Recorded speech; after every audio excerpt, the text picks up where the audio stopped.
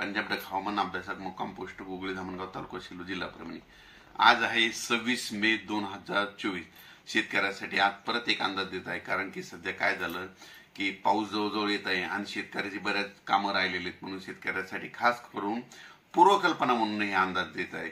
शेतकऱ्याला सांगू इच्छितो की बंगालच्या अंदमान निकोबार बेटावर 22 मे रोजी मान्सून चांगला सक्रिय झाला आणि सक्रिय झाल्याच्या नंतर चांगला समुद्र व्यापून टाकला। पण चक्रीवादळ झाल्याच्या नंतर काय झालं की त्यानं बाष्प थोडं ओढून घेतल्याच्या नंतर थोडा तो कमजोर होईल, पण परंतु 30 आणि 31 तारखेला मात्र परत पुन्हा सक्रिय होणार आहे आणि त्याच्यामुळे राज्यात महाराष्ट्रामध्ये परत मान्सूनसाठी चांगलं पोषक वातावरण तयार होणार आहे।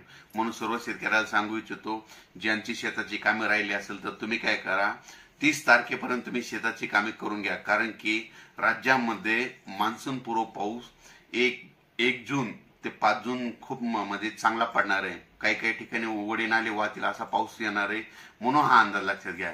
आणि त्याच्या पाठीमागे लगेच 8-9 जूनच्या नंतर परत मान्सूनचा पाऊस येणार आहे, म्हणून हा अंदाज लक्षात घ्यायचा।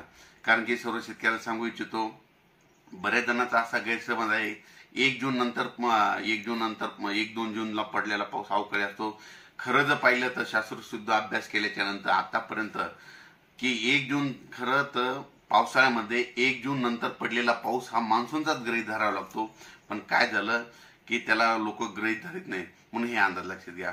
परत एक शेतकऱ्याला सांगू इच्छितो की आता 15 मे ते 30 मे दरम्यान ज्या भागामध्ये पाऊस पडला ना, तर या वर्षी त्या पावसाळ्यामध्ये त्या भागामध्ये यंदा जास्त पाऊस पडतो, हे मात्र लक्षात घ्या। आणि एखादं गाव सुटलं त्या 15 मे ते 30 मे अवकाळी पावसाचं, त्या गावाला म्हणजे परत थोडा पाऊस कमी पडतो, म्हणून ही एक गोष्ट सगळ्यांनी लक्षात घ्यावी।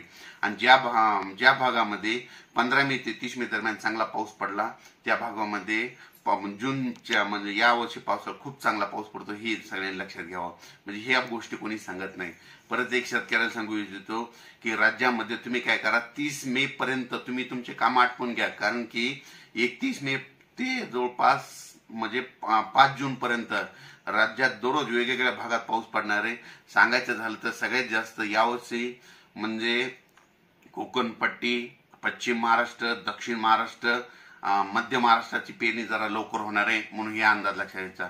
आणि विदर्भाची पेरणी मात्र 8-9च्या दरम्यान, म्हणजे 8-9च्या दरम्यान विदर्भ 9-10-11च्या दरम्यान 8-9-10-11च्या दरम्यान विदर्भाकडे मान्सून सक्रिय होणार आहे, म्हणून हे विदर्भातल्या शेतकऱ्यांनी अंदाज लक्षात घ्यायचा।